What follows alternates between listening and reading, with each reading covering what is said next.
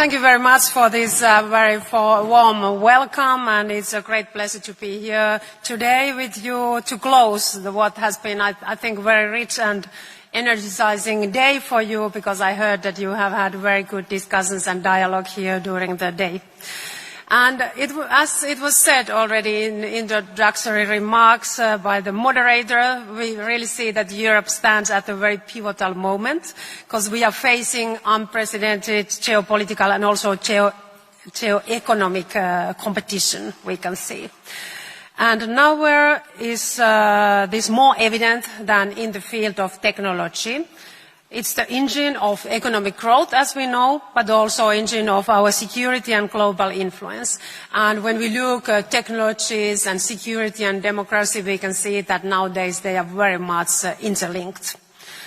Allow me to share a few reflections on where we stand now and where we must go if we want to secure Europe's future in and through technology.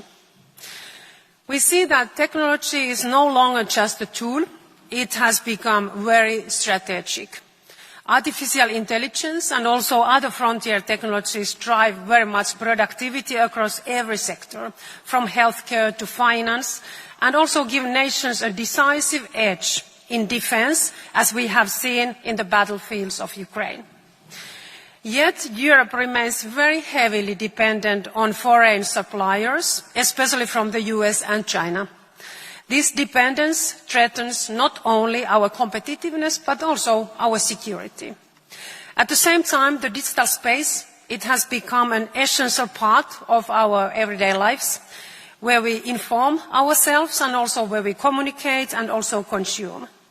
Safeguarding it is very critical for our democracy, our consumers, and also for our children.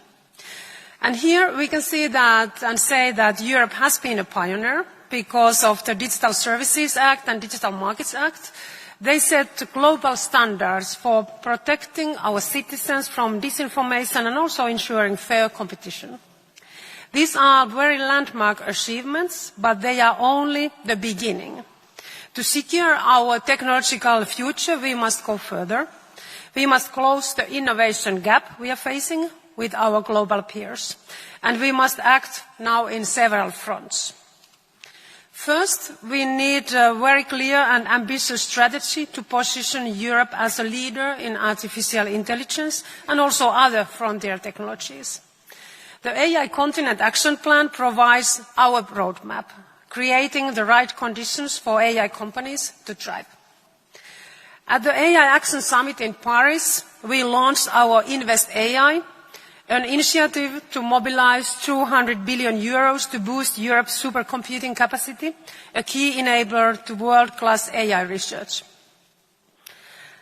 Recently, we had also a call for interest to AI gigafactories, and it shows that there is a very strong support across the Union to develop sovereign, cutting-edge AI infrastructure. So we can say that all our top industries, they were taking a part to this call for interest, and they expressed their interest to invest together with the public sector to these AI gigafactories.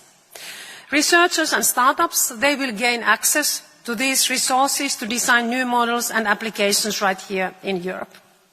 And this autumn, we will also now launch our Apply AI strategy, helping industries from healthcare to manufacturing, banking to the public sector integrate AI into their operations. But of course, AI is only part of the picture. We must also strengthen Europe's position in quantum computing and quantum technologies, advanced semiconductors, 5G and 6G networks, and also cloud technologies. The European Quantum Strategy is already in place. AI Chips Act 2 and the Cloud and AI Development Act, they will follow in the coming months. And second, Europe must also unlock massive investments for innovation.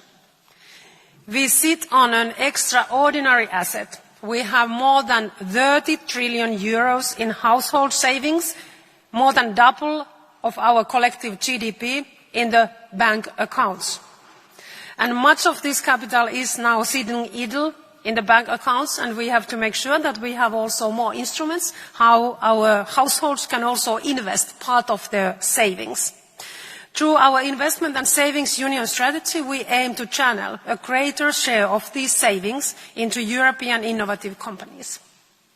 And in parallel, the next multi-annual financial framework, it will also dedicate a much larger portion of the EU budget to breakthrough technologies, AI, quantum, advanced semiconductors, and more. Also, we see that public procurement will play an important role here, creating demand for European-made tech solutions, including in defense. And third, innovation needs a supportive business environment, as we know. That's why the European Commission has launched very much now efforts to simplify rules, reduce our red tape, and cut reporting obligations through several simplification packages, with more to come.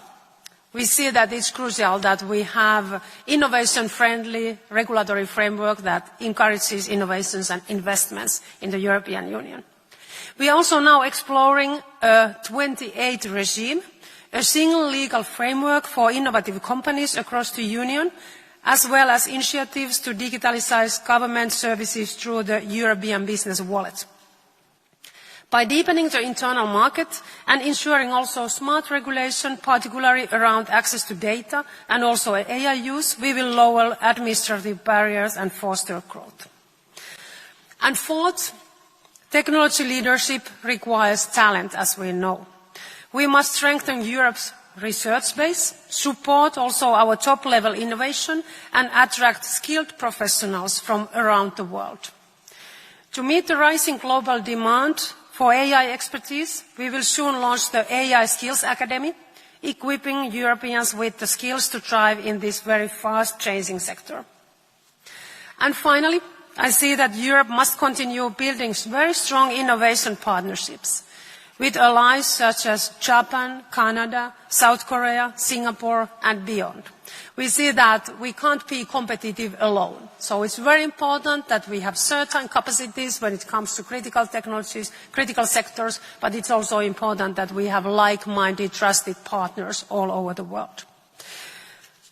Collaboration here is essential to share research, secure our supply chains, and also reinforce our collective resilience. So, dear audience, technology will define the future of Europe's economy, also our security and global role. Our task is very clear here, to lead, not follow, in the next wave of innovation. I want to thank you very much for your attention, and I'm very much looking forward to our exchange.